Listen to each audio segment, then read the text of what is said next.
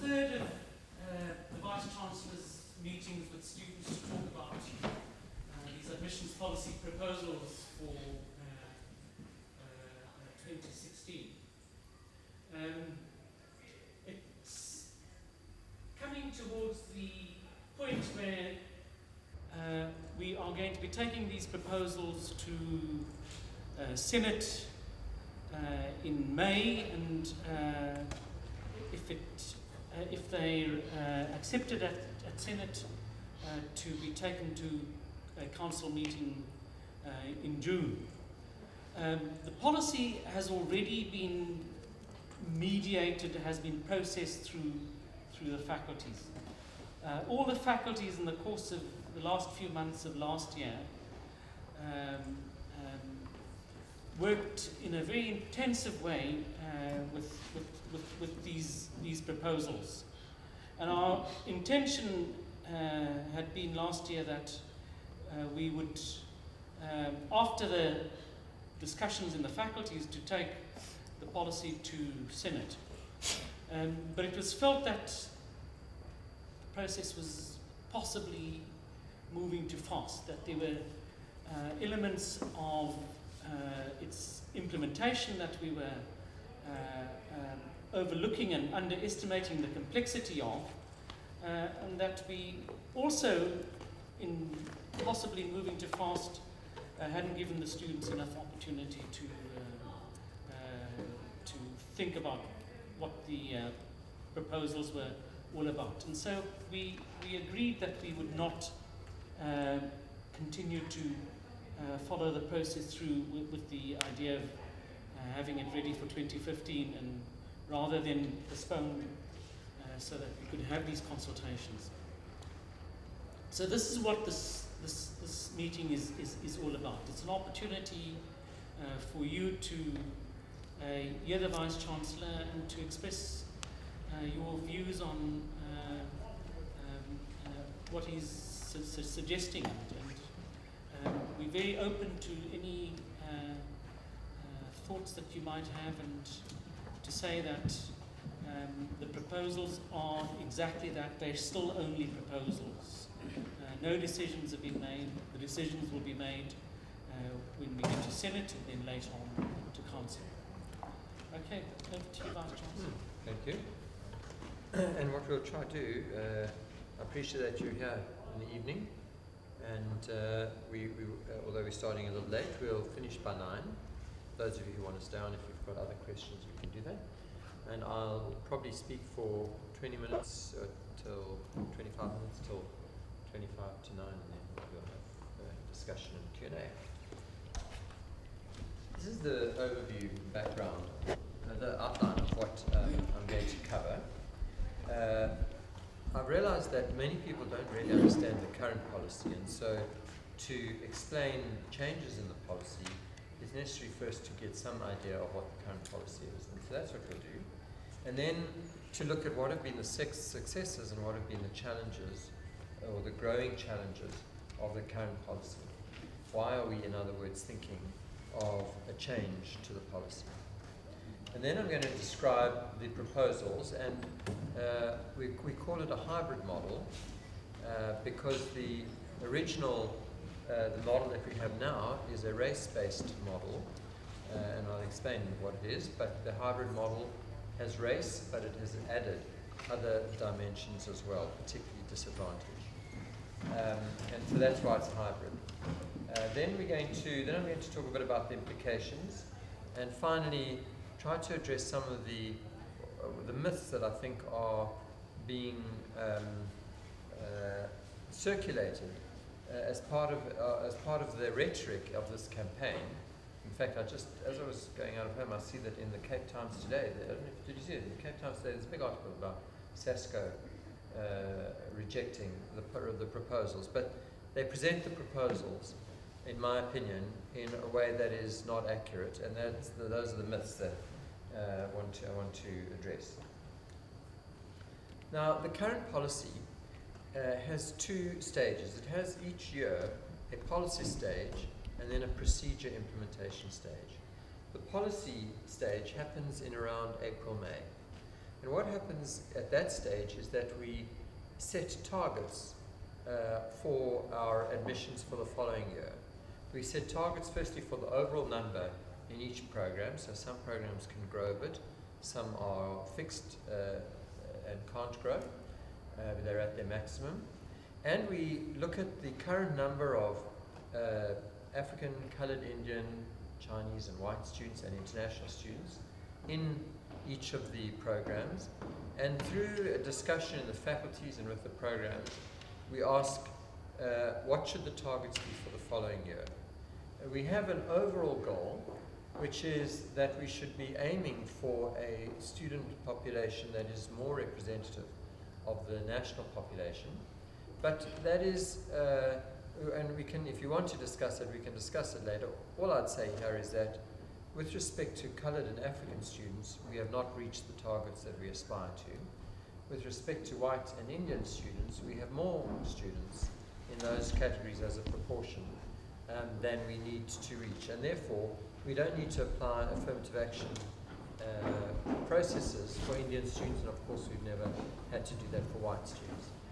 The international students are treated as, in effect, basically the same way as white students. They don't get any affirmative action privileges, and so they don't appear as a separate category here. So you won't see any reference to international students here. So we set these targets, and we try to stretch the targets each year and we look at how many did we receive, how many did we admit this year, why did we not admit more? Did we have more applicants that we didn't accept? Is the number of students coming out of the school system growing? The number of students getting high enough marks in maths and science, if that's what's required, is that growing? How are other universities doing in these subjects and in these students? So based on a number of variables, we try to set a target. The stage 2 is the implementation, and that starts when students fill in an application form. And on the application form, they declare their race, and it's self-declared race, self-classified, because we have no legal way of classifying people. People are not classified in their ID books or at birth or anything, and there's no law that classifies people. So all we can do is ask people to classify themselves, and we basically have to take that at face value. We have to take it as what they say. And then when they apply, we put the applications into race categories or race baskets. So we put all the African applicants into one basket, all the coloured applicants into another basket, all the white applicants into a third basket, Indian applicants and Chinese.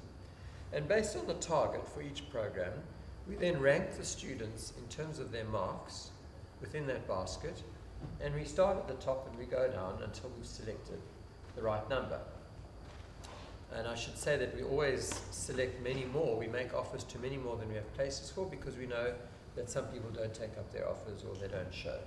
Typically, we'll offer 2 or 3 times as many places. Depends on the degree.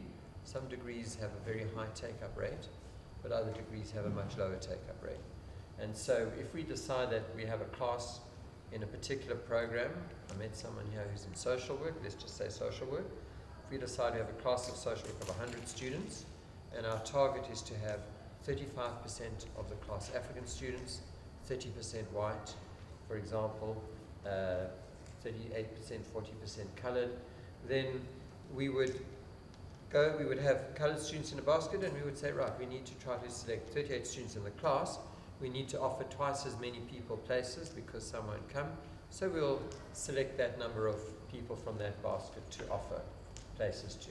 So it's based on merit because students are, or based on marks, let me say, because students are ranked by their marks. But it's race-based in the sense that they're only competing against other people of the same race. And that's what we mean by a race-based admissions policy. And it has the consequence that if the marks, the range of marks of, let's say, the white students, this is typically the case, or the Indian students, is in a very high range, and the top 38, we might cut off at a certain percentage, at 80%. Typically, the range of marks of the group of black students or coloured students will stretch much lower. They'll be much more spread out. There'll be some students who are also in the 80s and 90s, but we probably won't be able to select 30 or the number that we need that is in that category, and so we end up going to low marks. And so the result is, as we would expect, that we admit some black students and colored students with lower marks than some of the white students who are admitted or who are not admitted because they're not competing against each other. They're competing in separate baskets. That's how the policy works at the moment. Now, the policy has generally worked very well over the last 15 years. It's a relatively easy policy to implement if it's done properly. I have to say that it's not always implemented properly the way we would like, because it's done in faculties, it's done in programs. It doesn't always work exactly how it's intended to work, but this is the intention. We've made progress in most areas. We've had a progressive increase in the numbers of black, coloured, Indian students, and we have had roughly constant, and in some areas decreasing, number of white students. The total number has grown, and so the percentages of the class don't change as much, but the percentage increases have been very significant. Historically, it's been a fair policy, in the sense that part of what makes something fair or unfair is whether whether the basis of the discrimination is valid. So in the past, most black students came from township schools and rural schools. Most of them came from relatively poor backgrounds. Most of them came from families who had not previously been to university. And so they clearly faced a whole lot of disadvantages just by virtue of being black, because they were born and their parents were born during the period when there was this massive racial discrimination and unequal opportunities. And so selecting someone because they were black was almost the same as selecting them because they were disadvantaged. And so it was fair to give them an additional assistance into that selection process. And in a way, what we were doing was we were leveling the playing fields. We were saying, if you went to a township school and you got the top mark in that township school, and that top mark was 70%, you're probably as good and as talented as a student who went to a private school and had extra lessons and had all the privileges and who got 90%. And that's why we differentiate between talking about selection on merit and selection on marks. We weren't selecting on marks, we were selecting on merit, because we were treating the top group in each basket as being comparable and as having equal merit. And it was fair because there was a very close alignment between race and disadvantage in the past. Then most black students would not, it was also necessary to do this, because if we didn't categorize people in the race baskets, we would have selected very few black students. If we had put everyone into a single pool and ranked them according to their marks and selected the top 100 for a class, we know that there would have been very few black and colored students in that group, because the mark distribution of those students starts off much lower. And so it was also a necessary strategy in order to achieve more diversity that we wanted to achieve. And finally, I've already made this point, it had the effect of selecting the very best students from these different categories on the principle that talent is equally distributed in the population. So the top students in each of the different schools, or in each of the different school systems, would actually be comparable. They would be the top students everywhere. But over the years, the world has changed a bit. And increasingly, the policy has faced a number of challenges. And the challenges, did I just skip one? I just want to check something. Yeah. Okay. And the dilemma, and we face a dilemma in how to approach the question of dealing with the legacy of apartheid. There's, I think, a general commitment, it's in the Constitution, it's in the view of most political parties, that we want to move towards a non-racial society. We want to de-racialize society. We aim in the long term for a society where race would not be a valid basis of discrimination, positive or negative, and where people will not be thought of first and foremost in terms of racial categories. But there are two real different schools of how we should get there. One school says that the way to de-racialize the society is by ignoring race, by being race blind, and by not giving preferential treatment based on race. And the other school says that the only way you can overcome the legacy of race is to use race as the mechanism for redress and for distributing opportunities. And our current policy falls into that second group. We have up to now taken the view that, and as I said, it has worked, that what we needed to do was to use race as the basis for redressing these opportunities. But we think that the society is changing, and we would like to move over time towards a situation where we don't have to think of everything in racial terms, where we can move more towards a non-racial society, as in not using race as the basis for all decisions. And the proposed policy represents a balance between these two views. It recognizes that we still have to use race, and that race still counts a huge amount, but it also recognizes that enough has changed for us to start looking at selection systems that don't use race. And it's for the following reason, that as access to schools has changed over the last 20 years or so, more and more black students applying to UCT now have been to very good schools, private schools or Model C schools, and actually they don't need an affirmative action intervention in order to get into UCT. They don't need to be kept in a separate basket competing only against black students. They can compete in an open pool because they are very good, their marks are very good, and they have had many of the advantages. They often come from middle-class backgrounds. Some of them will even have parents who have good education. So not only is it not necessary to treat them as a special group, as a separate group, and have them only compete against other black students, but it also, we detect, and there are different views about how widespread there is, but we detect that there are also increasing number of black students who resent being regarded as someone who's only at UCT because of affirmative action, because allowances have been made for them, when they know that actually they've done very well at school and they would have got in anyway. They didn't have to have that. So that issue of resenting the implications and the stigma of coming in through an affirmative action intervention. Secondly, this change in the schooling and system, access to schooling, has meant that it's introduced a whole lot of unfairness into, or perceived unfairness into the system, because you now have students who come from very similar backgrounds in terms of class, and who have been at the same schools for 12 years, and who by and large have been treated the same at school. And now, as they get into grade 12 and they start applying to UCT, they need to declare their race, and they know that some of them are going to be given an advantage because they're darker than others.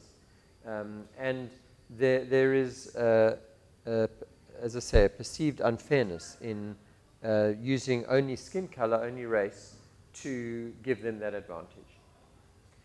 Thirdly, we do have significant numbers of students. I think the figure of our total number now is around 20%, who refuse to declare their race. Now, many of those may be white. We don't know who they are, of course, because they haven't declared their race. We suspect that many are white students because they've got nothing to lose. Whether they declare their race or not, they're still in the open category. But we also know that there are many other students, because we go to schools, for example, here in the Cape Flats, and we present explaining to grade 12s how to apply to UCT, and the principals of those schools, colored schools often, and some black schools, say to the students that they should not put their race down. They feel have very strong ideological opposition to classifying themselves in a race category. And so those students don't actually benefit although they should, because they are at disadvantaged schools. They should benefit, but they don't, because they don't want to identify race.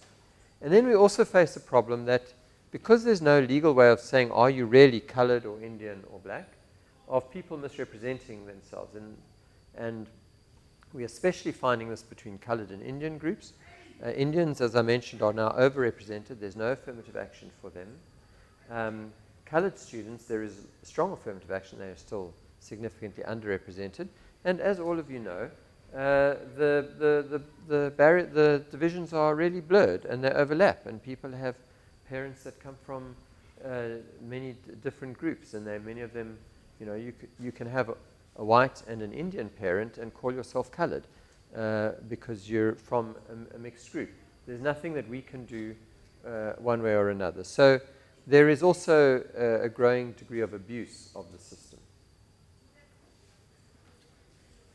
So it was for these reasons that we started looking at whether we can come up with something different. And the key concern we had was, if race was a proxy for disadvantage in the past, and it was a very good proxy, but now it's not such a good proxy because increasingly black students are middle class and going to good schools. And let me just say that of all of the black students at UCT, and black, I'm now using black as colored, Indian, and African, well over 50% come from middle class and good schools.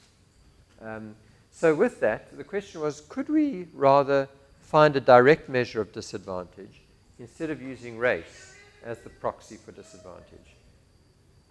And the hybrid model draws students in, or selects students through three different routes. It selects one group of students, quite a small group, about 15% of the whole class, just on the basis of their marks, nothing else. And that's because UCT wants to recruit and attract the very best students in the country. We don't want to lose those students, those very high achievers. We don't want to fill the class then, because then we wouldn't be able to draw in disadvantaged students and students who, for socioeconomic and historical reasons, can't compete at that level. But we don't want to lose them altogether. So that one band A, what's called A band there, is people who are high achievers just by marks. Then band B is the largest band, and that is about 60% of the class. And that is the group of people where we take their marks, so marks and merit is important, but we push their marks up if they have come from a disadvantaged background. And I'll show you how that works in the next slide. But essentially the principle is this, that if you had two students who both had 70%, and one of them came from middle class family and a private school, and the other student with 70% came from a township school and from parents who did not have a university education, most of us would agree that actually for a student to get 70% in that environment, they must be very talented, and they're likely to be much better than the student who gets 70% in the very privileged environment. And so then we say, well, how good are they? And our view is that they're probably about 10% better, so that we should be comparing that student of 70% with a student of between 77 and 84% from a more privileged background. So we raise their marks, we weight their marks upwards based on their disadvantage, because we think that in effect levels the playing field. And then we put them in a list based on that final weighted score, and we then select from that combined list. And so some of those students will be privileged students who had no disadvantage but whose marks were high, and others will be students from less privileged backgrounds whose marks were a bit lower but whose scores are high once they have the disadvantage weighting. And you won't be surprised to know that most of the students in Band B will be black students, but not all of them, because, of course, black students, the vast majority of disadvantaged students and students going to disadvantaged schools, township schools and rural schools, are black students, not the very few white students going there. And similarly, and so that band brings in there. And the third band is a band which is based in which is our current policy, which is the race-based baskets. So we still think it's necessary to select a portion of the class just based using these, where they're only competing against people of the same race. And basically that would be only coloured and Indian students who get in through Band C, because Band A and B already select enough white and Indian students. Did I say coloured and Indian? I meant black and African and coloured. Because Band A and B generally already select enough white and Indian students because their marks and their scores are high. So what Band C allows us to do is to ensure that we reach our targets. Now the new policy still has that stage one. You remember I said there were 2 stages to the policy. Stage 1, you set the targets. That stage remains the same, and that stage still sets improved targets, stretch targets each year, and the targets are still based on race. They are race targets. But the process, the stage 2, changes, and the consequence of these 3 bands is that 85%, 75% of these students can be selected without race classification. Band A and Band B doesn't require a race classification to be selected. So the hybrid model is achieving more of that balance that we were talking about, of moving away from race, but not abandoning it because race is still there in the targets, and also looking at disadvantage more directly instead of treating race as the proxy. Now, just to briefly tell you what some of the criteria are for disadvantage that we measure, the school is the most important thing. The education of your mother, father, and grandparents, whether they have a university education or not. Language spoken that you were brought up with at home, your mother tongue, because we know that if you're brought up with one language and then you go to school in another language, that has an impact on your school performance, a negative impact often. But also there are other reasons why that is important. And then financial indicators. And the way that the disadvantage index works is that we take those indicators and then we assess a home disadvantage and a school disadvantage. If you, and you get a score between 0 and 10, 10 being the most disadvantaged, 0 being no disadvantage. If you have been at a disadvantaged school, you may get 10. And then you get all the points. It doesn't matter about your family, you get all the points. But if you've been at an advantaged school, let's say like a Westford or a Rondebosch or a Weinberg, then you wouldn't be getting any points perhaps for the school, but you may still be disadvantaged because you may be the child of a domestic worker, or you may be at the school on scholarship and your parents don't have university education or you didn't grow up speaking English. And so you would still get the disadvantaged score based on your home disadvantage, even if you don't come from a disadvantaged school. So it's one or the other, and it's the higher of the 2. And then, as I said, we take your marks, and in this example I've given 70%, and if you get the maximum disadvantage, then it would be 77, your score would be 77. In some programs like medicine, the weighting is 20%. So if you get the maximum disadvantage of 10 of 20, what would be 10 points, then that gets scored. You can get an extra 14 instead of an extra 7 on your 70, and that's why your score would go up to 84%. So it's important to see that this is still a merit-based weighting, merit-based ranking, but it's weighted by disadvantage, and the disadvantage means that it's actually a more accurate merit weighting.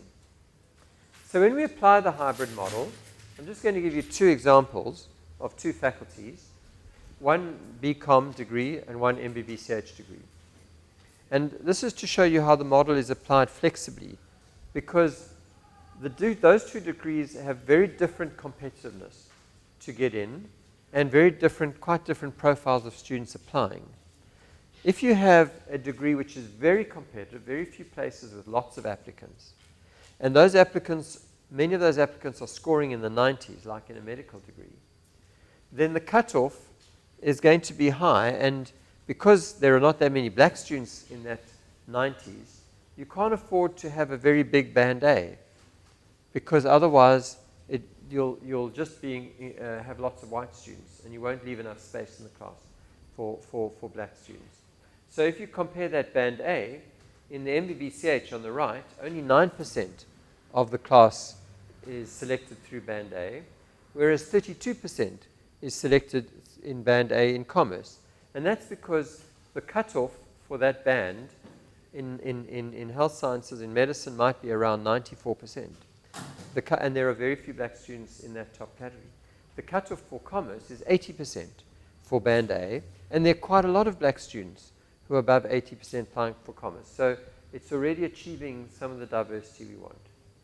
Then in band B, there are lots of black students between about 70 and 80% who, with the disadvantaged weighting, become really competitive. And so in commerce, 55% can be selected in band B. And so altogether in commerce, 87% are selected in a race-blind fashion. And only 13% have to be selected using race baskets and race classification. And that will still achieve a better profile, better meaning more black students in the class than we have in the previous year. So it does in no way stops us from getting the diversity we want. In medicine, on the other hand, you can see that band C has to be more than half the class because there is a big gap. And so those students, even with the disadvantaged weighting, are not yet becoming sufficiently competitive to just get in on the competition because the cutoffs are so high. And so we have to have a basket. We have to select from the basket. I think that's my last slide. Oh, no, sorry. So some of the advantages of this, of the hybrid model, is that a substantial portion of the class is selected in a race-blind way, and there's no need for race classification. And those problems we were identifying with self-identification, misclassification, and ideological problems can be addressed for those who don't want to do that. It's flexible, and we believe it can achieve the race targets through the band C. It selects the top students from disadvantaged backgrounds. Now, this is an important point to make, that in the past, because more and more black students were coming into good schools, when we selected from the black basket, we were actually ending up mainly selecting students who were at good schools. And the students from weaker schools, disadvantaged schools, black students, were not really getting selected because they're competing against very privileged black students. And so there was nothing in that system that was assisting or selecting disadvantaged and poor black students or poor white students. The same argument in the white category. The top white students were being selected, but the white students from poor schools, medium schools, were only competing against those very top white students, and so they also weren't getting in. What this hybrid model does is it takes the disadvantaged students almost like in their own basket, and they're competing and they're getting the advantage of that. So there will be some disadvantaged white students and more disadvantaged black students who get selected. And so what that does in the fourth bullet is it achieves the greatest socioeconomic diversity in addition to the race diversity. And we believe that it's also fairer to students who are equally privileged. So when you do have students who are equally privileged, they don't get the additional advantage. And finally, these are the myths that I think are complicating the debate, in my opinion. The first myth, and this is emphasized again in this Cape Times article today, is it says we're doing away with race. We've disbanded race. We're treating the society as if race is no longer important and the society has transformed. That's not the case. Firstly, we set targets in terms of race. We monitor those targets in terms of race. And race remains the basis for selecting a portion of the class. And depending on the profile of students, that could be more than half the class, as we showed in medicine, or it could be a small proportion if it's not necessary, as we showed in commerce, of 13%. But what we're doing is not discarding race, but supplementing race with other measures. And those measures are disadvantage in the band B, and simply selecting a group of students who are just being selected for their academic achievement. And the second myth that I think we need to dispel is that we are not decreasing the number of black and colored students.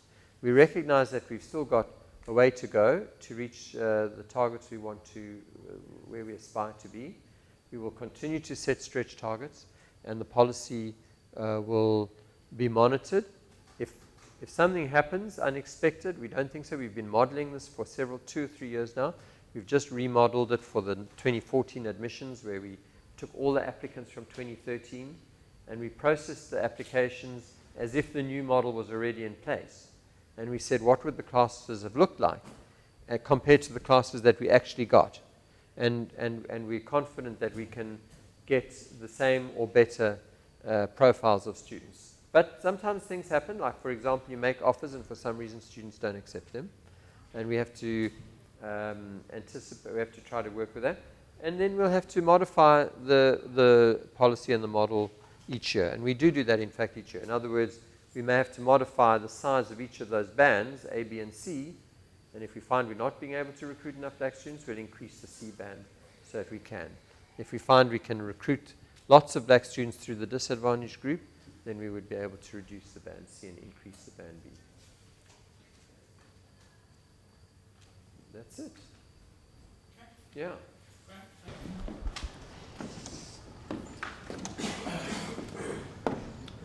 Love to hear your responses. Questions? Any questions? Okay. Well, in theory, it looks like a very good admissions policy. But my biggest question, and maybe you wouldn't know about that, is this admissions policy also funneled down into residences? Because if you look at the demographics of residences, you have residences like SMARTS, which have a much higher percentage of white students than DO Marquette. Or if you look at Kopano residents, the demographics are not equal to match the current demographics of the country. So there's no, if that's the way it's turned out this year between Smuts and Kapana, it's a complete accident. We would not have designed it like that. So you know that students are allocated to residences entirely or up to 99% on a random basis. So there is nothing in our admission system into the reses at the moment which would permit, you know, what you're talking about. And so that's a really important You know, to be clear about. yeah. So we'd have there's no admissions policy for res in a way. Students aren't allowed to choose their res, and the reses aren't allowed to choose their students. It's simply random. And if you were to look at the first year students in all residents, you would find exactly equal proportions of white and black. Not 50-50, I mean, but if there are 30% white in one residence, there'll be 30% white in another and in the fourth. At the first year level, it's the same. What I think happens is this, that white students are much more likely to leave the residence in second and third year, whereas black students tend to stay longer in residence. So while the first years have got a very equal balance of white and others, the third and fourth year students are predominantly black. Now, what might happen is that a white student might be more likely to stay in res if they're in SMUTS than if they're in Leo Marquardt. It's possible. It would be an interesting thing for us to research and see what happens. But I would not understand it. It would be, as Prof. Sudin says, it would be very odd if at the first year level there was any difference between the residences. And there shouldn't be, because I don't know how it would happen. Okay, anybody else?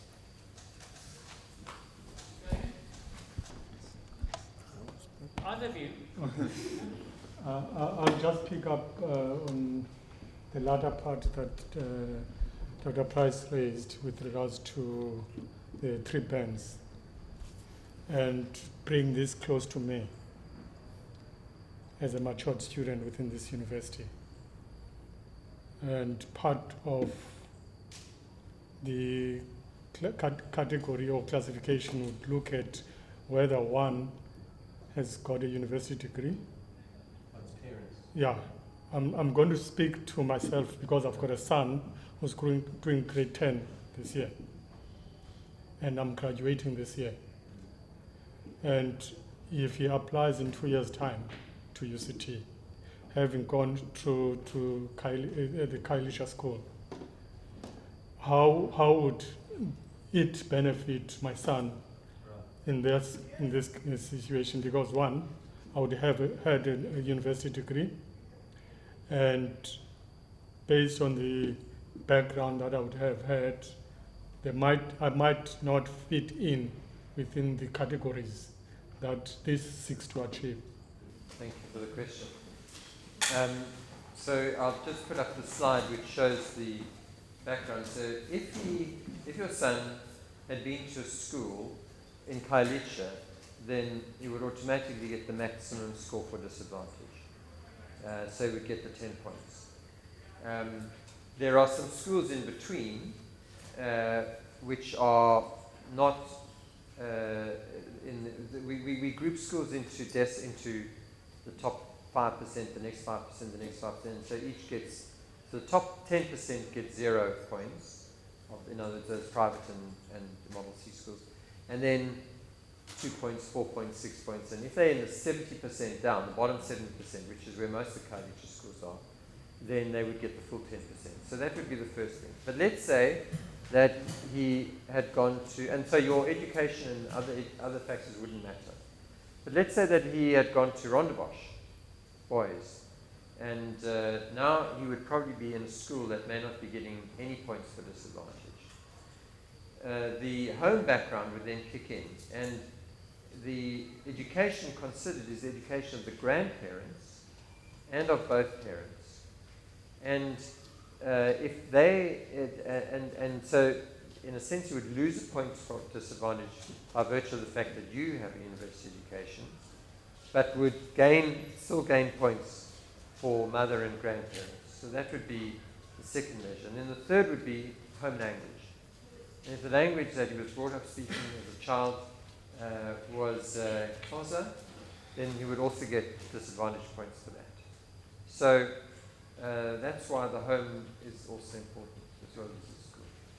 Does that make sense to you? I'll engage as the discussion goes on. I'm getting what the Dr. Price is raising, but I don't want to enter into a dialogue, but I would want to engage other people, allow other people to put in. Sure, but I'd like to hear what your misgivings are, because it sounds as if you have misgivings. If I were to, without trying to bully this particular setting, I have worked with the Department of Labor, and therefore whilst working in Georgia, I was able to have my son enrolled with SEX, which is down near Newlands. And in that process, I had to now apply for a particular category where there is a discount in terms of fees, because my partner is still working. But if I'm now looking at this, whose grandparents are you looking at? Because my parents would have had a tertiary qualification, which they have acquired post the era. But the issue that comes into play is the issue around the social capital that gets to be involved in this whole thing. And where does it put us? Because my mother, who's a teacher, who got a teacher's diploma in the 70s and has only improved her qualification post-1994, and has other commitments based on the commitment back at home, where does it leave me? That is interesting. That is interesting, and that is worth, I think, thinking about. Please carry on. I have a question. When it comes to the new information such as the education of our parents, is this going to be facts, or the person can just say, it's an honesty policy, they can say like, my parents have not gone to university, even though they have, and that type of thing. Yeah. So how is that going to work? And is race still on the form? Will the person still have to stipulate their race? I think that the question of the education, many of these things, when we were studying the measures of disadvantage, there were also quite a lot of other things that are proxies for disadvantage, and we had to discard them because they are very hard to verify or even to measure, to get people to tell you. For example, income doesn't appear there because it's almost impossible for us to verify. If someone says they don't have an income, or it's almost impossible for us to verify that. What we can say is if someone is dependent on a social grant, in other words, the social welfare system has already established that they're poor and that they justify an income, then we can ask them to provide proof of the social grants. So that's why we use that rather than income. For education, the form will obviously say that if you lie to us and we find that you've misled us, then we reserve the right to withdraw the offer or to expel you. We think through doing a bit of testing that the vast majority of people who have a degree also have an internet presence of some sort. They may have a Facebook or a LinkedIn, or there's a CV on the web, or they have a job somewhere. And it's actually very hard to hide away. And so we would have people where we think there's any measure of suspicion. So remember, we have about 25,000 applicants, okay? Of that, about 10,000 just don't have the marks or the necessary subjects to really get in, so we take them out. Of the 15,000 that we're considering seriously, there's probably about 4,000 or 5,000 that would be in the disadvantaged category, and most of them would just be on the basis of schools, and we have the school information.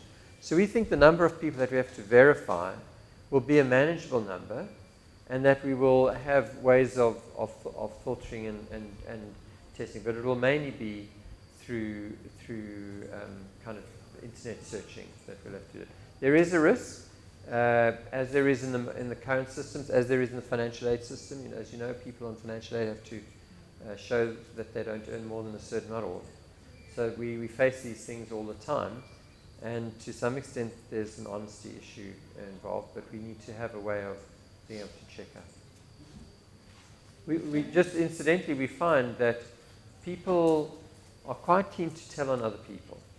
So most of the complaints we get about people who misclassify themselves come from friends' parents who are from the same school, where we get a letter and said, my child didn't get in and got higher marks than this child, so we'd like you to check up why was that. And then we look up and we find that the person has classified themselves as colored or black, and you know we've got this, and we have to follow that up.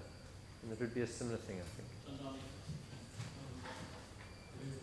My question is, well, it's related to the admissions policy. So with this new policy, I should presume or assume that you're going to be increasing the number of disadvantaged students who get into the university.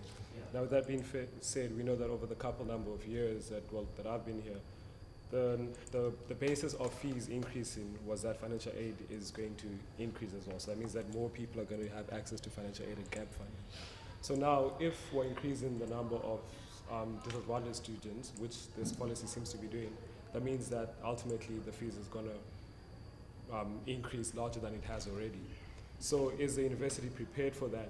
And if it is, why is the university, well, I should assume that the university has got some money somewhere to make sure that these increase of disadvantaged students who are coming in is going to be catered for by a higher funding for financial aid. So why isn't that being done now? Or is the university just waiting for the admissions policy to change until pumping money into the financial aid system? Danny, I think we've put in all the money that is needed for financial aid. When you say why isn't it being done now, to the best of our knowledge, there are odd cases, and I'll make some reference to them. But to the best of our knowledge, we've made a commitment to providing financial aid for everyone who needs it. And to the best of our knowledge, we aren't turning anyone away who needs financial aid and who's been accepted. So we are putting as much money as is needed into them. The exception is international students who, by law, because we put together a package that includes NSFAS money, and NSFAS money isn't allowed to be used for international students. And also, we don't think really that it's appropriate to be using partly the government subsidy and other fees to be subsidizing international students. That's a moral and a political question, but we feel that our duty in that regard is to certain students. I know that there are stories of some students who get excluded for financial reasons. In other words, they haven't, at the end of the year, paid their fees, and then they can't get their results and they can't register the next year. And we look into those cases. Most of them, quite often, they're people who never applied for financial aid or who fell on hard times. Something happened during the year, and they thought they had money and then they didn't, then they lost that money, or their parents were retrenched or something. And when we find out about those cases, if we think it's a genuine case, we will usually find money for them too. But there are some cases where people also may spend their money on inappropriate things. So, and the SRC has told us that there are cases, and we're trying to coordinate and find out how those are happening. We think most of them are international students. The follow-up to You know, I think we're just getting off track. My question is, how is the admissions policy going to increase the fees in the coming years? Because we're going to get more disadvantaged students that need funding. Not necessarily saying that at the moment we're not doing enough, but then how is it going to affect the fees in the coming years? Yeah. No, it's hard to know exactly how many more disadvantaged students. So I think there will be an increase, and our expectation is that the policies we've had up to now will continue to enable us to fund them, but we haven't quantified it in the way that you're asking. Yeah, so I'm afraid I can't do more than that. Sinso and then Luas. No, let Sinso go first. Sorry. Okay. I have a couple of questions, but I'll try and skip some for the sake of everyone to get a chance. And one of, from a postgrad perspective, this policy, is it a blanket policy for postgrad admissions and also undergrad? Only undergrad. Okay. And the next question, on the current policy, you did mention that it's a self-declared when it comes to race. And I was checking next year's intake, this year's application form, and there is no self-declaration of race from a student. It's only asked about my parents. Right. And I'm interested to hear why, since when I applied in 2009 for 2010, you did ask about my race, or the institution asked about my race. And on the bands, the one that we're presenting earlier on, and on band A, if you can go back to that slide, yes, this one exactly. Under the criteria on band A, it says NSC or an NBT. What IEP is not included? NSC NSC is IB. IB is a different exam board, but it's a national senior certificate still. Yeah. And the other one on band B, what happens if, let's say, black and white student, they have the same profile, they have the same grade, they have the same everything. Who gets admitted? Is it a white student or the black student? If they all have the same profile on band B. And they have the same disadvantage, same mark. So it depends if they're at the cutoff. So most of them are going to be above the cutoff. They're going to be within the 60% there, so they're both going to get in, right? But you're talking presumably about if they're right at the cutoff, okay? Then if they've got exactly the same marks, they'd both get in or they both wouldn't get in. There would be, if there's nothing to tell between them, then they're either both in or they're both out. But I just want to say that the black student has an advantage for a different reason, because let's say they're both out. They're both just below the thing, because race isn't being counted there. We don't even know that one's black, one's white at that point. But then band C comes in. Now, if we're short of black students in terms of our target, that black student is going to be right near the top of band C. So the band C is going to bring that black student back in. But the white student won't get in, because the band C isn't bringing in any white students. So, in fact, those black students have two bites at the cherry, in a way. They've got the band B and they've got the band C option. So I'm watching you. So does this allow you to just explore that particular set of issues a little more? Yes. A follow-up on that, on what you've just explained, Dr. Price. I'm just thinking now, how would you know, in terms of the category now of this in the same situation, because they would not have declared their race? Okay, so we come to that. No, the question. All right, so I want to take. So they would have declared the race unless they chose not to.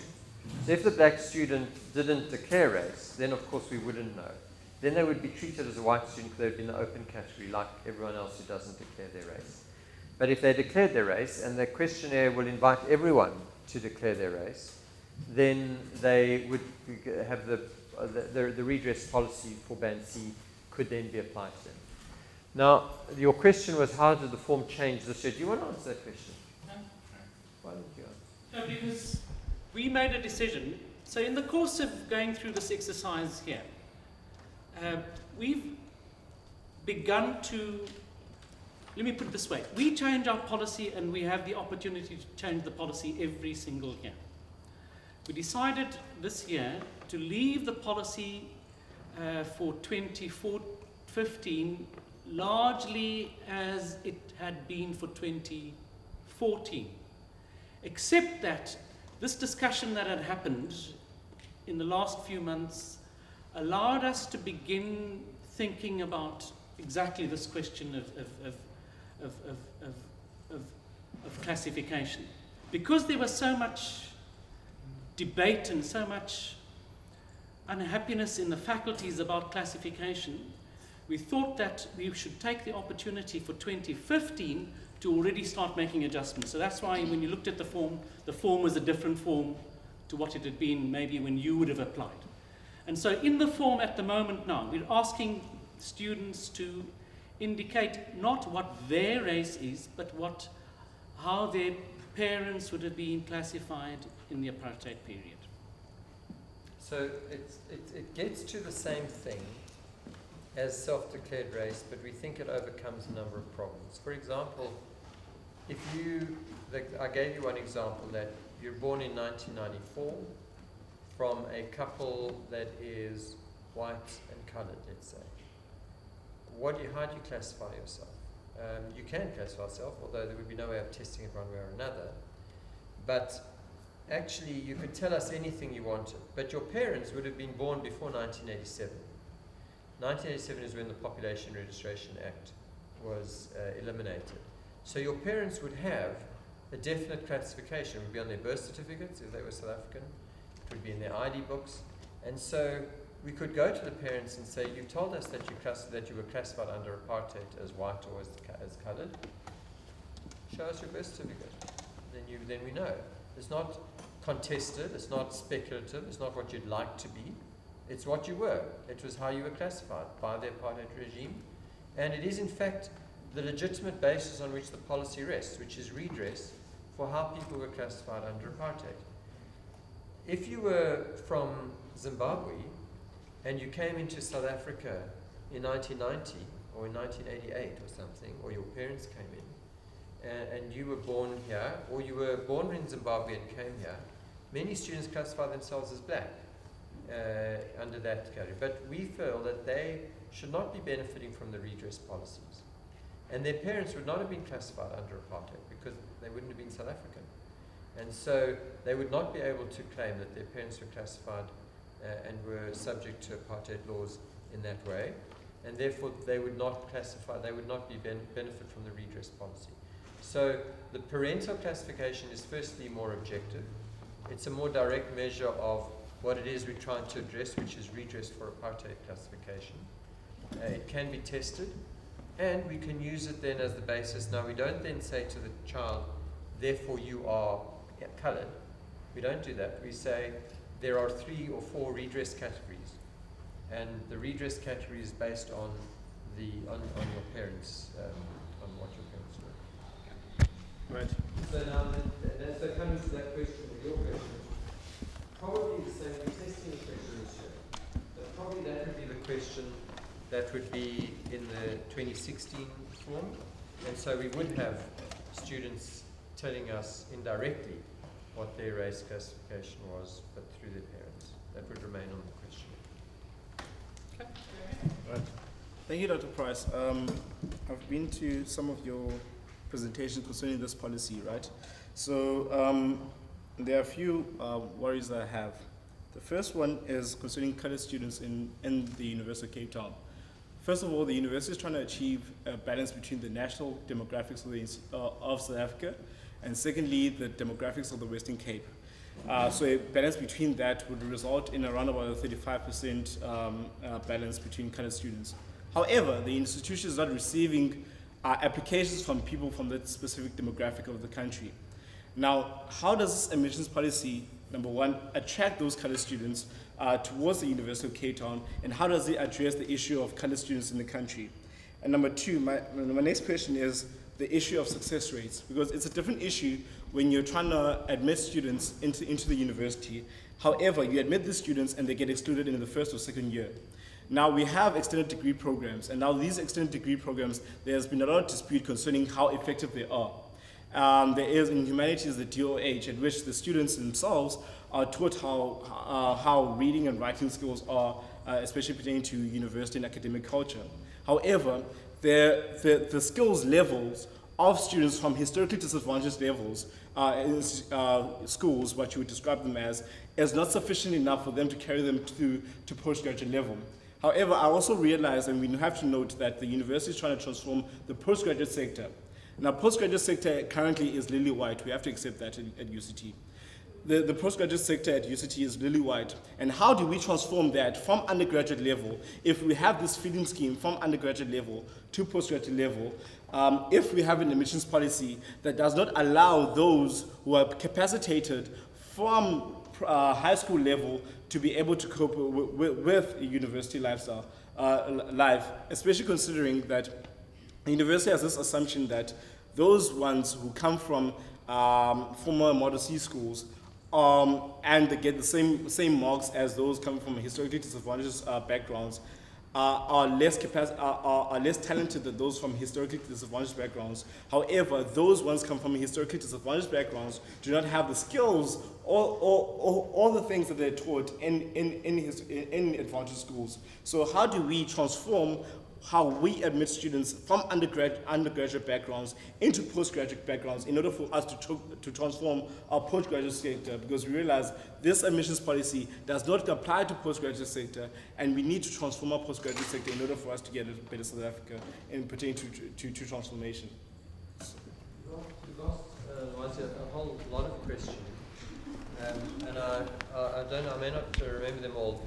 The first was, well, not the first one. One of them was, how do we avoid, I think what sometimes we call the revolving door syndrome, that we attract in a lot of disadvantaged students, more disadvantaged students, but then they're so underprepared that they don't succeed, and we then don't increase the pipeline of students through, and we don't increase the pipeline to postgraduate studies.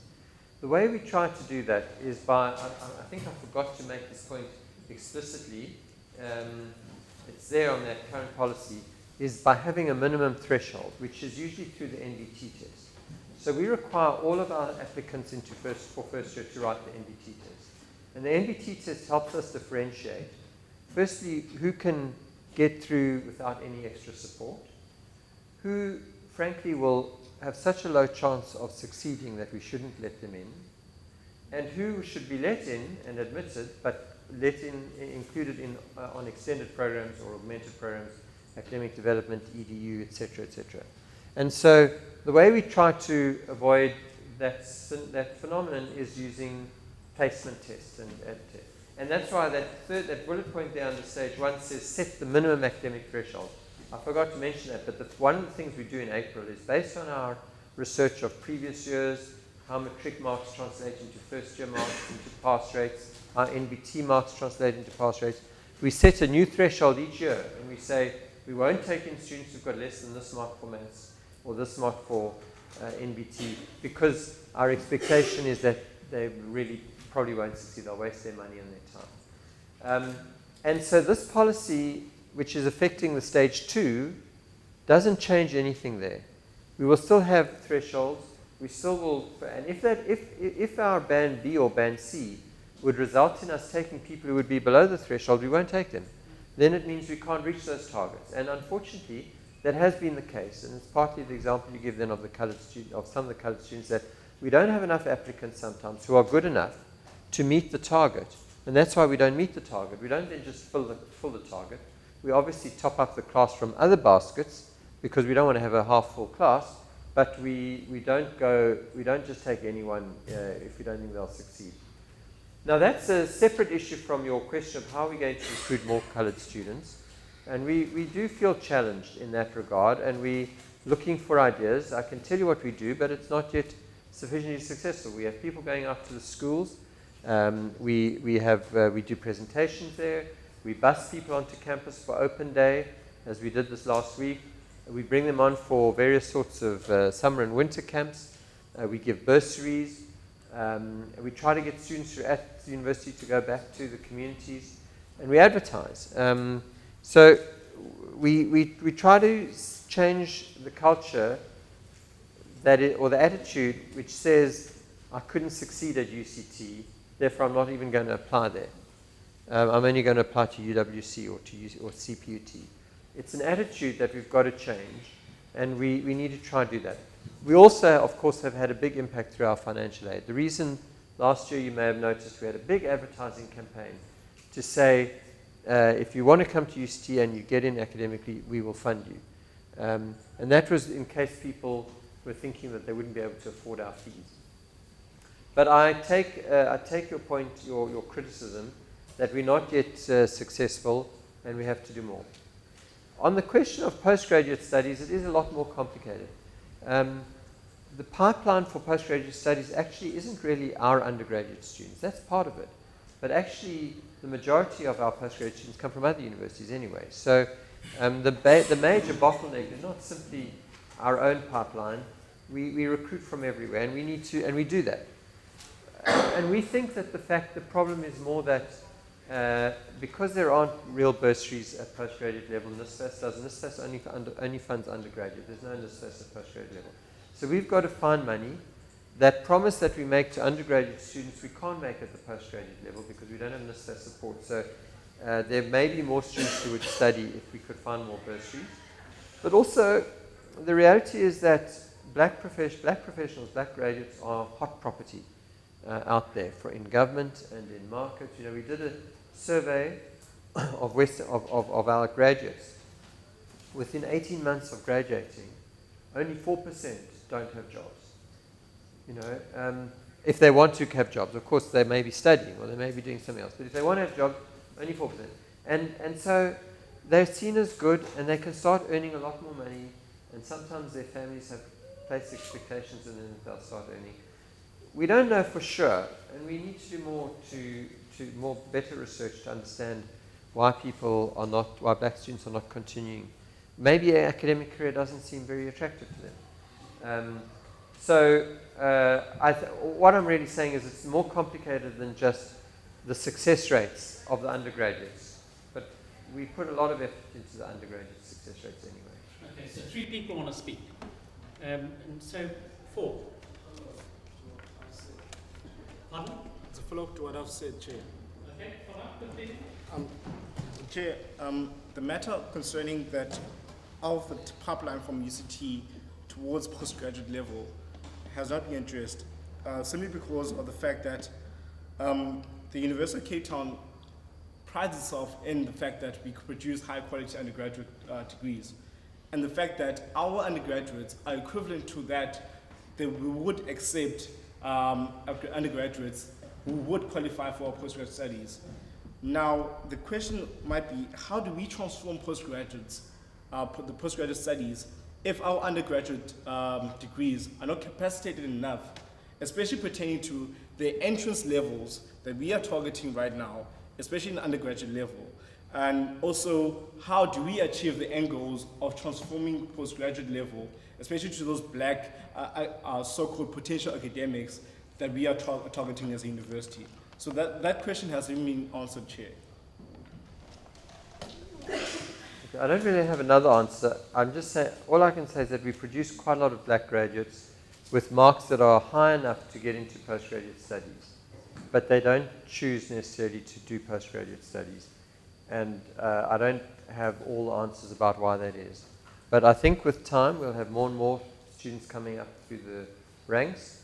Jobs will sometimes be harder to find. Postgraduate studies may become a more attractive option, and we need to find money to make it an attractive option. Okay, so Thanks, Prof. And I must say, on record, really this is the last time I'm speaking on this debate. I will never again speak on this debate. We'll talk maybe about outsourcing and other things, but this one I think we've exhausted it. But I think, Dr. Price, the first thing I want to disagree with is that, or rather state as a matter of opinion, a degree at say, for instance, the former University of Transkei, will not give you the same cultural capital as a degree at WITS or UCT. And therefore, I think the thinking that suggests that if your grandparents and parents have a university degree or some level of education, and in most cases it will be at a former black institution, it will give your child the same competitive advantage as a white child whose parents went to institutions where their black, colored, and Indians were actually denied. That's the first concept. And hence you would find that, for instance, Cyril Ramaphosa was way more wealthier than you. No, not as it's a reality, it's not in any way to offend. Would their child who is here at UCT would be less competitive or advantaged than your daughter who was here at Jess Price? I think, and I'm stating that as an opinion. The second issue is something which I think many students, or rather people in this debate, are not raising. And it's the question of some sections in society who have managed to escape poverty and have been studying at Sachs, Bishops, Grey College, and now are assumed to not need affirmative action.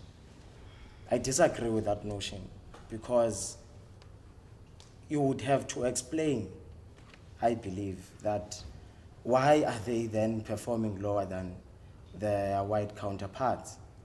It's not true that they are getting the same marks. In basic education, you can even do a research on what I'm saying. For instance, in Lwazi School, in the past 6 years, the top 10 in the grade of in grade 12 has been white, purely white. Let's leave basic education. Let's come to your own university. You know, as a matter of fact, if you go and it's available to anyone, you research, you go and download the grade 2012 graduation statistics. Whites in general perform way better than blacks and coloreds in particular. In fact, the average pass rate of whites in engineering is 90%, and the average pass rate of blacks who are graduates in that year is 70%. In a class of an actuarial science class that graduated in 2012, 23 are white, 5 are black, 0 colored. Now that will tell you that even in the midst of being exposed to the same resources, same lecturers, same computer labs, same everything, there's nothing that one uses at UCT on the basis of their race. Yet people still perform. I mean, the performance is highly racialized, and we all know this. So if then one is saying black students who go to these schools don't need affirmative action, then I think the other logical explanation was you must explain why is there lower performance. Is that they, as a race now, they are intellectually inferior, or rather whites are more superior in terms of their performance. So I disagree that they do not need that particular affirmative action. And the last point I want to raise, it is my last time to speak now. Tandani, it's not true. This policy will not increase disadvantaged students, or rather poor students in township and rural schools, partly because the use of NPTs has been changed today. When we came here, when we applied to the University of Cape Town, the use of NPTs was to do what Dr. Price was explaining here, to check how ready you are to perform, whether you need assistance and all of those things. But today, and I think it has started in 2012, NPTs now are a requirement for entry. Hence, you will not enter UCT if you have not written an NPT. But before, you could have written, and sure, Senzo wrote his NPT here at UCT, because in fact it says it didn't write it. And I'm raising that because it is mostly likely that if you go to Bishops or Sachs or all these schools, you will perform higher in NPT. You will have a higher NPT score than a child in a township or rural school. In fact, a child in a rural and township school would have a higher score in their NCS results which this university says it doesn't trust. And I must say, I'm really, really disappointed in that thinking. It's really sad. Because we expected it from Helen Zille. She's a politician. She wanted to justify her low performance. But when now our schools are starting to improve in terms of their performance, it's said that there's political interference. I must say, this is my honest opinion, it's quite sad. Because it means then, when will we ever say there's no interference? Because the basis of saying there's political interference, and Adam Habib even shares this thing, is that they are getting more better grades. But that's besides the point. Now, the NPTs bar students who went to township and rural schools on the basis that they perform lower because they are not well prepared for them, and on issues of access as well. There are learners who have to commute for more than 100 kilometers to write a test at 7:30, and they end up not writing that test. And by the way, it's only, this is what I want to argue, that's only students who study in Western Cape that actually know that you can write the NPT twice. And I only learned when I was at UCT that you can write it twice. And it means that everyone who wrote, most of people who wrote those NPT tests from other provinces, they do so thinking that they have only one chance, and they perform quite lower. And that is why you have an increased socio-economic status of black and colored students who come to UCT now, because many who would have come in were denied because of their low performance on NPT scores.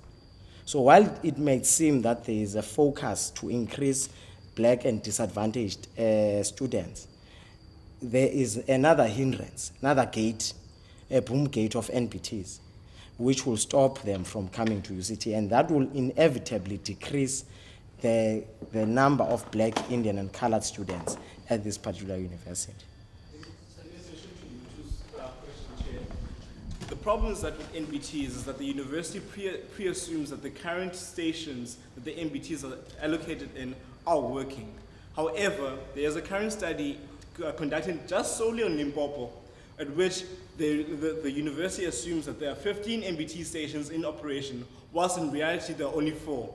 Now, the problem is that there is limited access for students from historically disadvantaged backgrounds to enter these places. However, the institution itself has turned a blind eye towards it.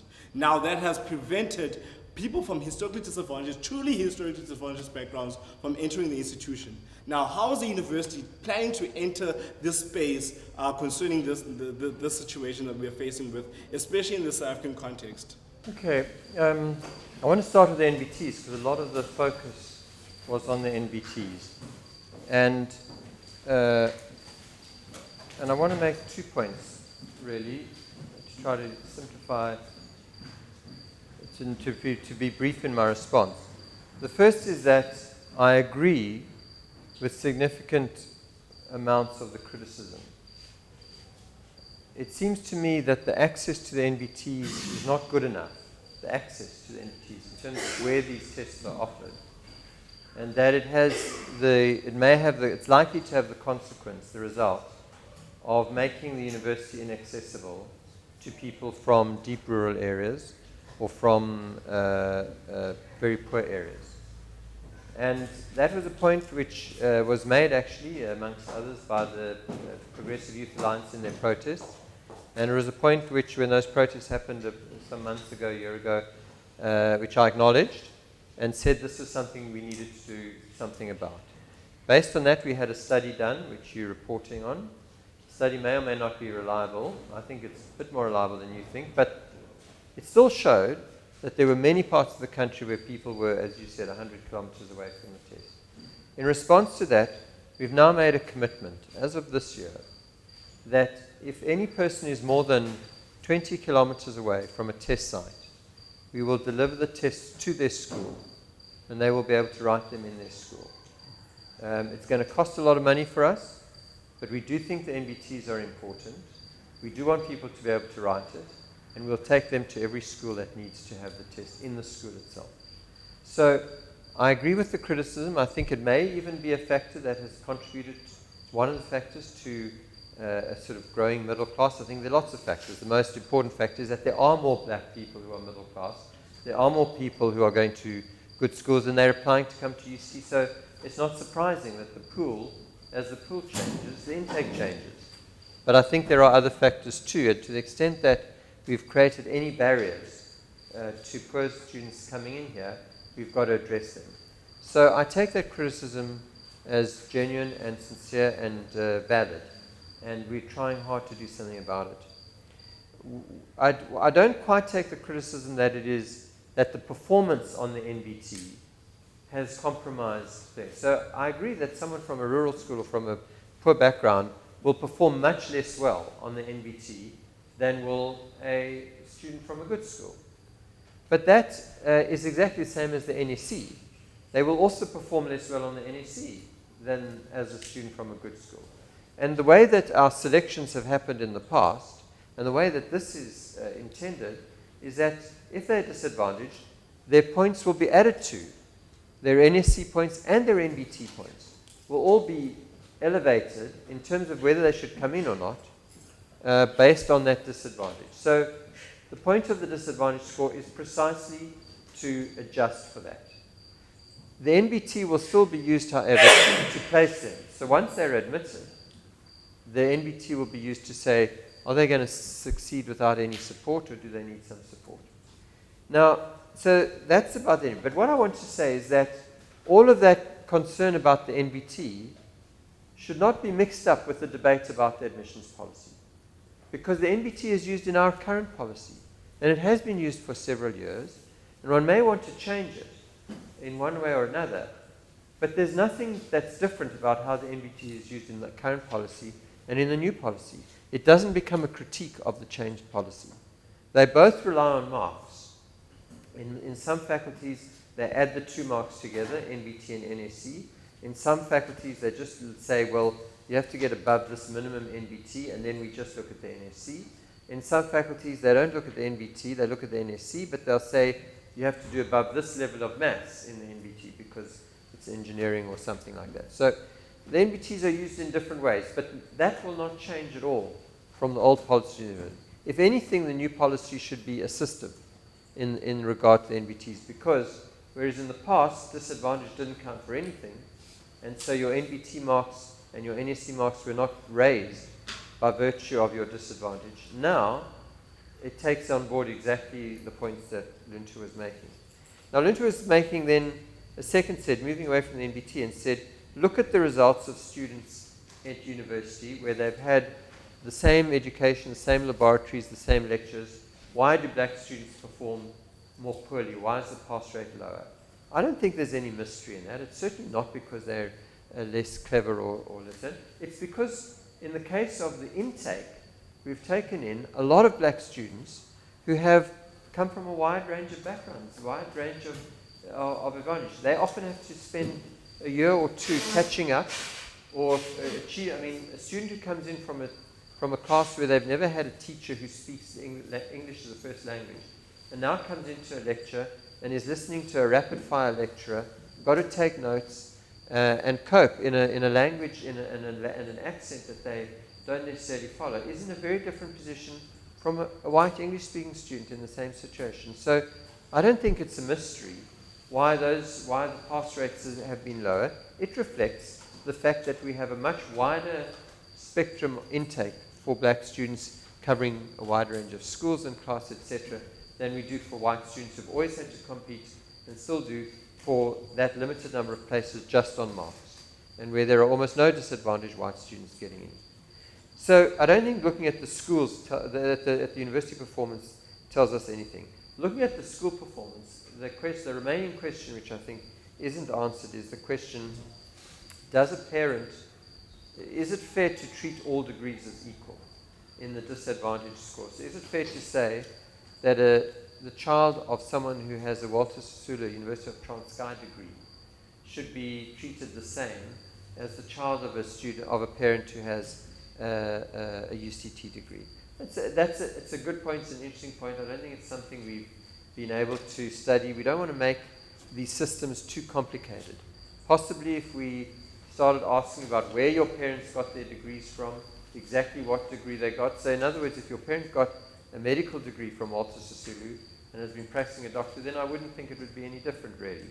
But if they got maybe a science degree or a commerce degree, I don't know, or a teaching degree, I don't know, it may be different. But there's a degree to which we can't become so complicated that we've got to make the system work.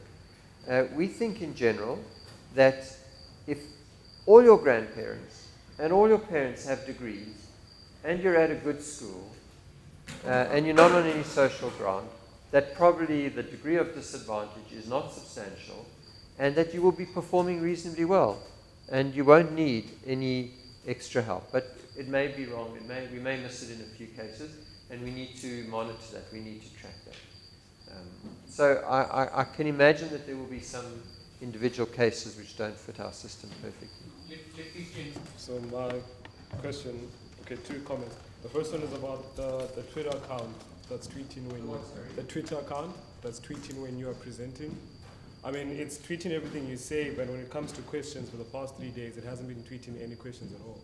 And okay, or I'm just referring to whoever's in charge of that Twitter account, that they're tweeting whatever you say in terms of the presentation, but when it comes to questions, they stop tweeting anything as if no one's asking any questions. All it says is that the VC is now taking questions from the audience. That was 30 minutes ago. Then 2 minutes ago, a summary of the Vice-Chancellor's proposal will also be available.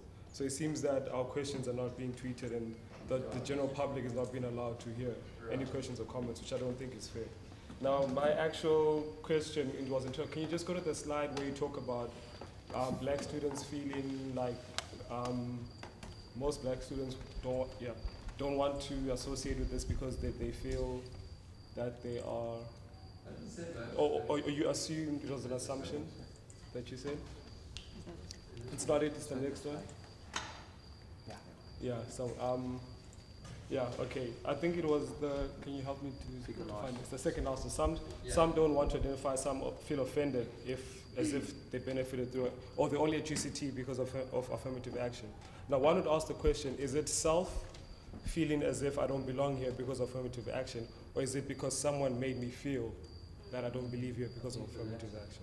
Okay, so if it's the latter, then why are you making it seem like it is something that me as a black person have control over? Because I could tell you of so many times when certain things have been said to me where that feeling has come upon me, but not because I allowed it to, or not because I willed it to come, but because someone else presented it and put it upon myself. And I think if you take a look at the I2M UCT campaign, you will see, and I hear people are saying that agreeing with me, you will see that it's not ourselves who put labels or who say we're only here because of affirmative action, or someone thinks that you're here on a bursary because you're black and so forth. It is people, perceptions, or other non-black people who put that on us. So I think that is something that you need to change, and don't use that as something like a problem with the current system. It's a problem with people who are not black saying things about people who are benefiting from the current system. I take that point, but would you agree with me that if it is the case, if we show that 75% of students, black and white at UCT, are here without race having been taken into account, then that accusation or that statement that other people say about black students would be undermined. It would be baseless. At the moment, one can't undermine it or challenge it because it is the way the selection policy works.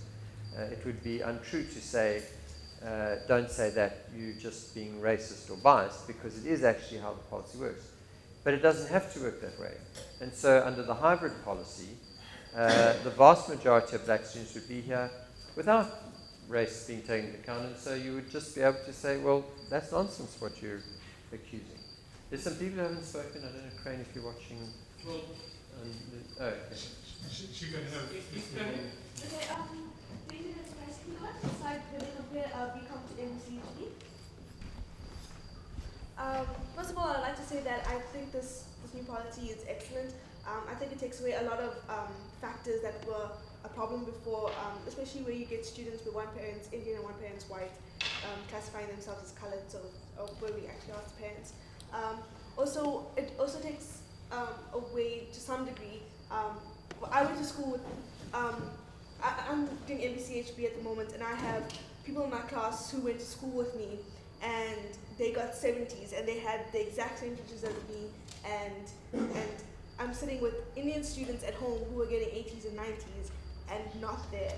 And I just want to see the comparison between MBCHP with just the race classification. 58% is a really high number, whereas 9%, that's about 18 people in the class based on true academic merit. Not academic merit, marks. On marks. I would say the 33% plus 9% is the academic merit, because it's the weight, it's the disadvantage weighted marks. Yeah.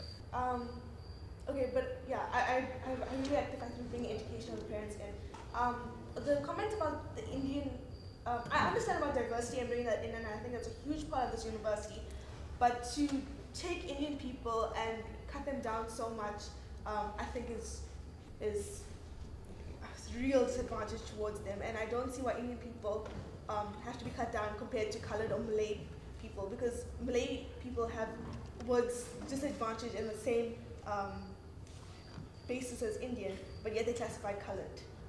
And with Indian people, with academics, it was always a culture. And just because there's a lot of them that have come to UCT doesn't mean that some should be at home. And I know this from personal experience, where I have friends at home who applied to here, to Pretoria, to BITS, and couldn't get in even though they had 7 distinctions. And I'm sitting with people in my class who are there with 1 distinction and doing standard grade maths. And it really, when it comes to MBCHP compared to other degrees, it's really difficult to understand that concept. And to say that Indian people weren't disadvantaged, I think that's very wrong. And yeah. No, one's not saying they weren't disadvantaged. We're saying that the goal is to have a profile of students that look similar to the population. If we were to treat Indian students and like white students and just say all the students above, let's say 80% to get in, look, there would be no black students. There would be 5 black students in the class, because there are so many Indian students who apply who have 7, 8, 9 distinctions that it would just fill the class. Now, the problem at the moment is that the only way to manage that is to say because you're Indian, you don't get in, or because you're white, you don't get in, which is how it applies to whites and has for a number of years. Whereas this hybrid policy takes out the race and says if you're really good, and then based on your disadvantage, in this case the top 42% of the class will be selected without regard to race. And that is a significant advance on what we have now. But if we allowed more of the class to be selected without regard to race, we would just have too few colored and African students in the class. And we think that in terms of achieving the diversity goals, we have to therefore balance it with those 2 measures. But how do you explain people that are staying home with 7 distinctions? There's just not enough place for everyone. And so not everyone can get in. But the point is what I'm saying is those black students who get in, they may only have 70%, but they have achieved that 70% against huge obstacles if they're coming in through the disadvantaged group, or if they're coming, which is such that we believe they would have been getting 90% if they'd had all of the opportunities that other students had had, and had the same sort of parental and other environment. Ask, what is the cutoff for Indians and whites at MBCHP? Well, at the moment, it's about 92% average. So in other words, you can have 9 A's, but if your 9 A's are all 87s, then you don't get in. No white student gets in with an average of less than 94, and no Indian student gets in with an average of less than about 91. Because there's no, yeah. Sorry, Craig. Thanks, Chair. Dr. Price, I would like to just get a view or the issue with regards to participation in higher education, the general participation in higher education in South Africa. And then I would also like to make a comment or a few comments around this particular policy that has been presented. Going back just a year ago, I think a similar policy was presented to the Student Assembly, where a comparison was done with regards to the three, where there was a 10% beefing or whatever you'd call it around this issue, where it was clear that the status quo of the demographics within the university would actually not change, but would be maintained at what the current level is. And then it brings about a question to me that what is the university aiming at in the future in terms of redress? And this policy or this proposal as presented is not different to what the admissions task team in 2005 presented to Senate. And there was an engagement around this where there was issues around disadvantage and the issue with regards to the playing fields, as you indicate now, that a student who's gone to the same Model C school and whose parents have got a little bit of an income, the playing fields are level. And in the engagement with regards to that, it came out strongly that the playing field is still not level, in that the social capital still plays a significant role around that. Yes. And given the continued prior advantage of the white population, the demographics would actually not change. It would actually perpetuate the current status quo, because inequality as it stands now, the gap is widening, with the majority of people who are in the lower ranks being the blacks. Have you already spoken about the participation issue, or did you want to say something about it? Were you going to say something else about participation? I wanted to find out what is the current participation in terms of participation in higher education. Yeah. Because this being informed by that, in 1993, the participation was at about 16%, or 2005 it was 16%, Yeah. with 60% being white. Okay, then I understand. If I understand the question, first about participation, so you're talking about national participation. The way that the government, Department of the policy documents often quote participation is how many people are enrolled at university divided by how many people are between the ages of about 18 and 25. And it was about 16%, may have been lower, it's now about 19% in the country. And the participation rate amongst whites and Indians is very high, above 50%, and amongst blacks and coloureds it's around, I think, 12-13%. Many would argue that that's not really, and for everyone we want to increase the participation rate, for at least certainly for African and coloured, so that's an important goal.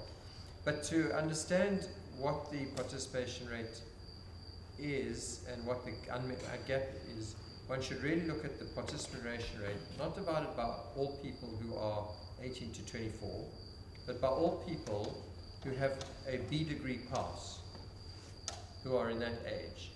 Because if you're going to look at the ratio and you're going to include all the people who've never finished matric, or never finished school, or who've got school at a level where they can't get into university, you may have a very low percentage, but it's not really telling you much.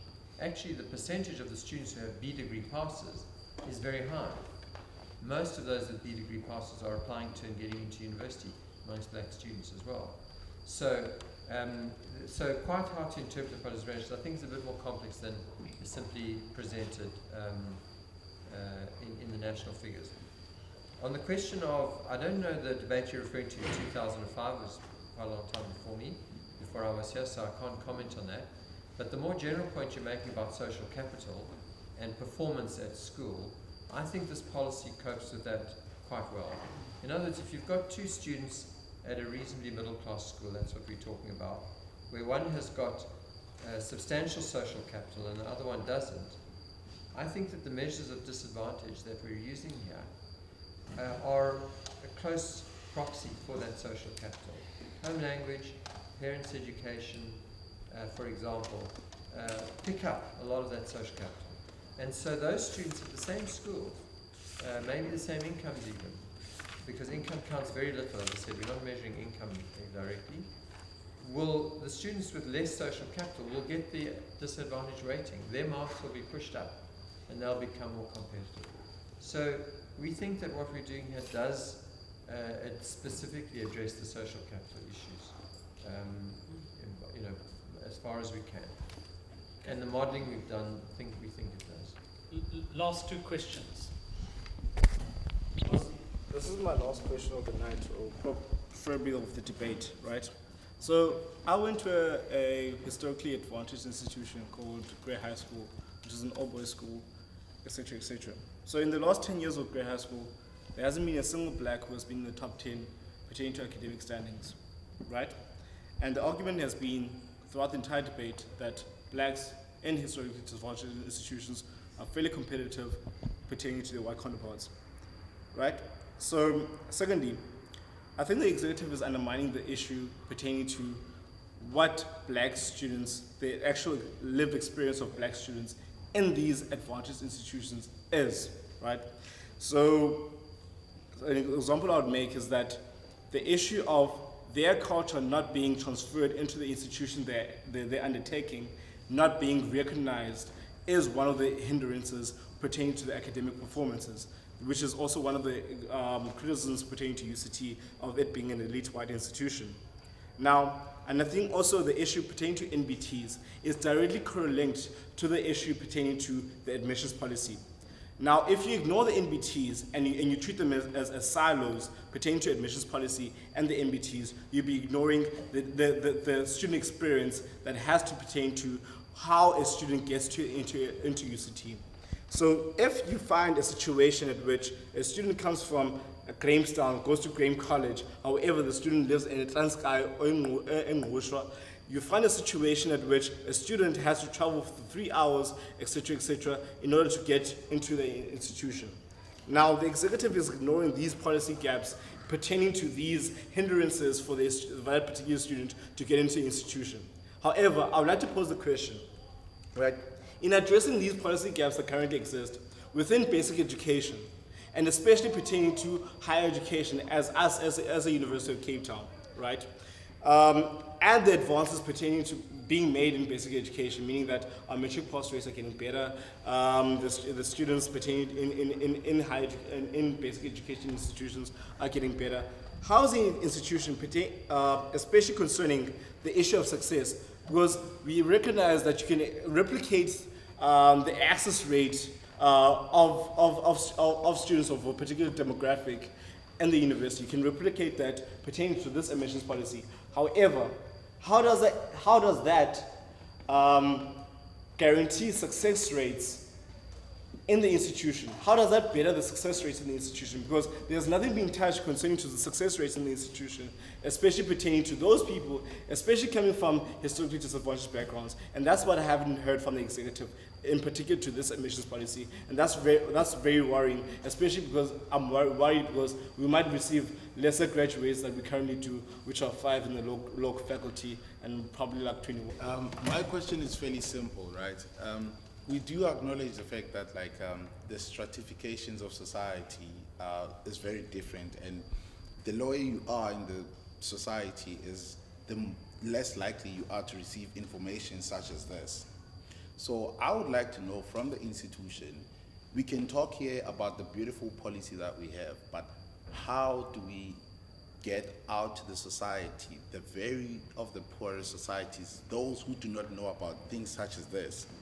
How do we get to them and educate them about these kind of advancements that happen within our university institutions? Because we do have people in very low-class societies that would like to attend institutions such as this, but at the end of the day, they cannot attend such institutions because they do not have enough knowledge as to how they can actually apply. Because I'm one of the motivational speakers back from where I come from. And when you talk to the students there, and you ask them, do you even know how to apply at a university institution? They do not know. You ask them, do they know about the University of Cape Town? They do not know anything about that. You can make the most beautiful policy in the world, but at the end of the day, if those students do not know anything about policies and such as how do you get admitted into any of the institutions, they do not know anything, and there is no advancement. You can have the students with the greatest potential that can apply to the university from disadvantaged schools, and if they don't know about such information, then they will not be able to come to the university like this one.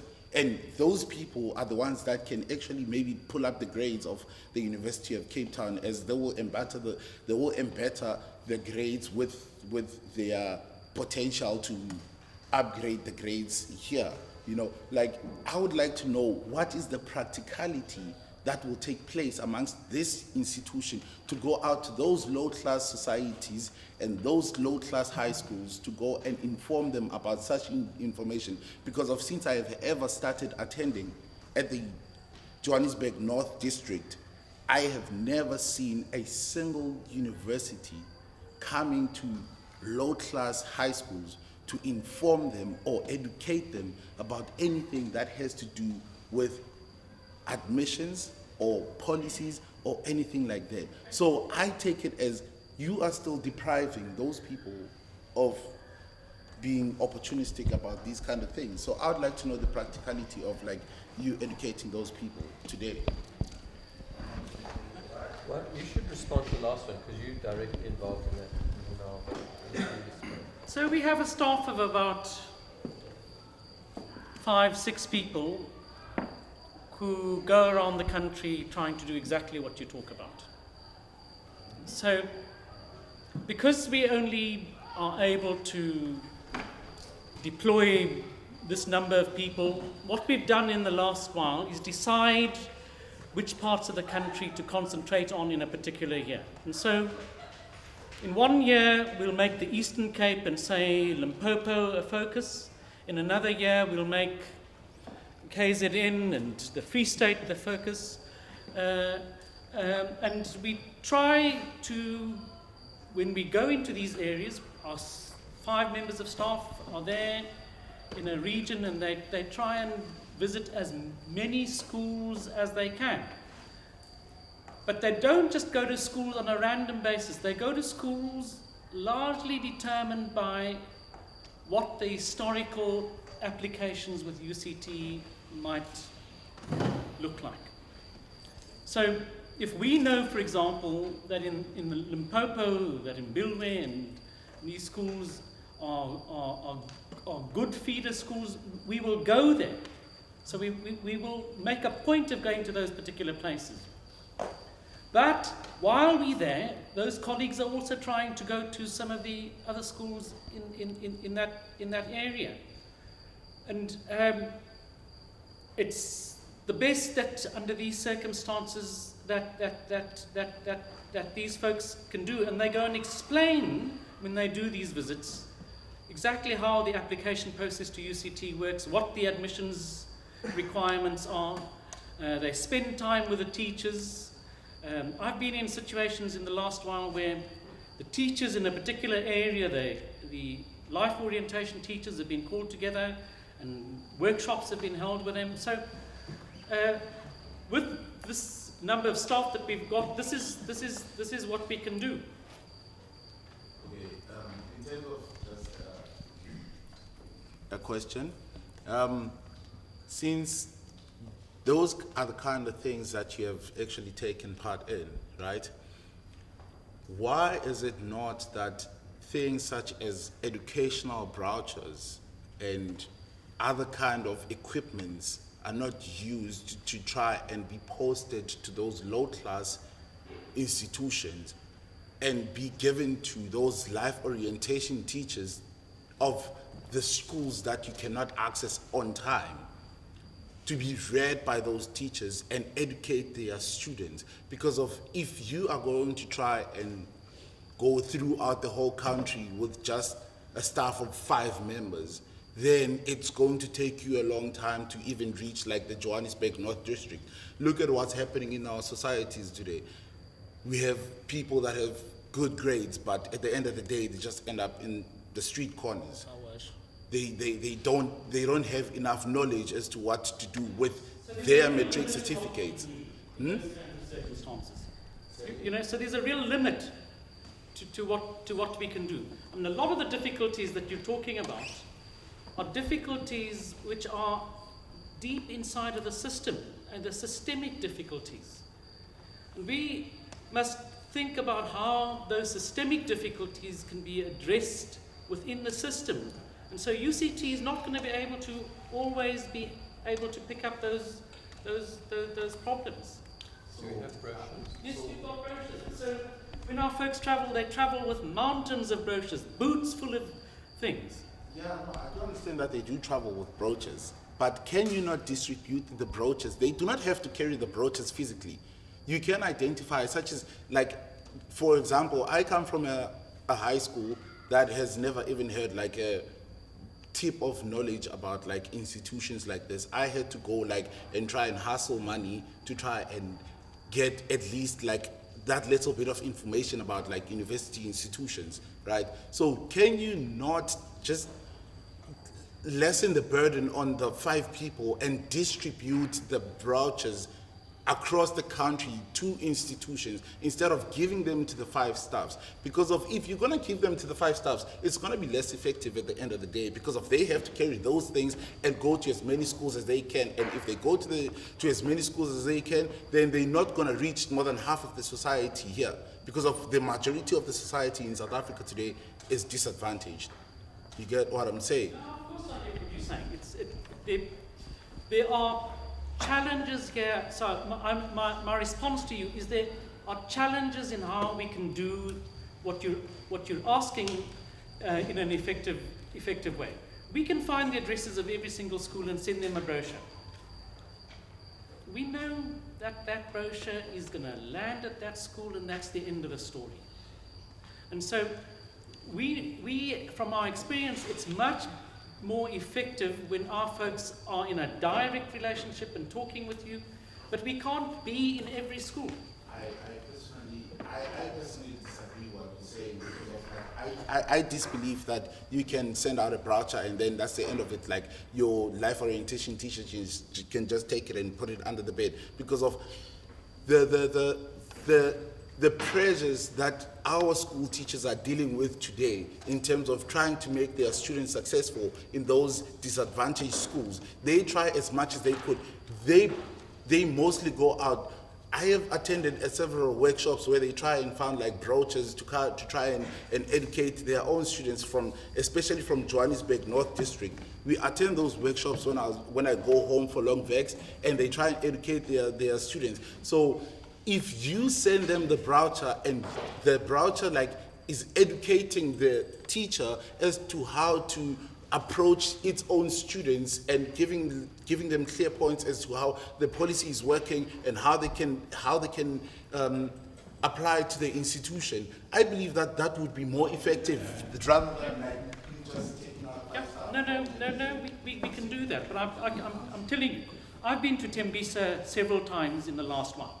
Okay, myself, with lots of advertising. So I'm not trying to evade the responsibility here. The last 2 times that we have been there, with full advertising in Tembisa about UCT coming to Tembisa, there have been fewer people in the room than you here. Exposure to the students. So if the students do not get enough interest as to what the university offers, what is the importance of the university, then it becomes pretty useless. That's why we're going to have like a few numbers. So if you educate the teachers to try and create the potential for the students to come and attend that kind of thing, then they will be able to go there and sit and listen to that kind of person, such as Mr. Sudin, standing in front of them, addressing them about the importance of these kind of things. our students have lost hope. As you can see, like even our government is not even doing much. So the best that can happen to us today is our institutions becoming independent enough to come to try and educate their own leaders, that semi-leaders, such as a teacher, to try and educate his students. You get what I'm saying? Like if you give them a brochure and they read that brochure and they address it to their students will be able to become like encouraged. I'll talk with you afterwards. I mean, it's wonderful to encounter students like yourself who are so passionate and energetic, and we must help you. We must get you to help us to reach those schools and those students. We think we try. We do try.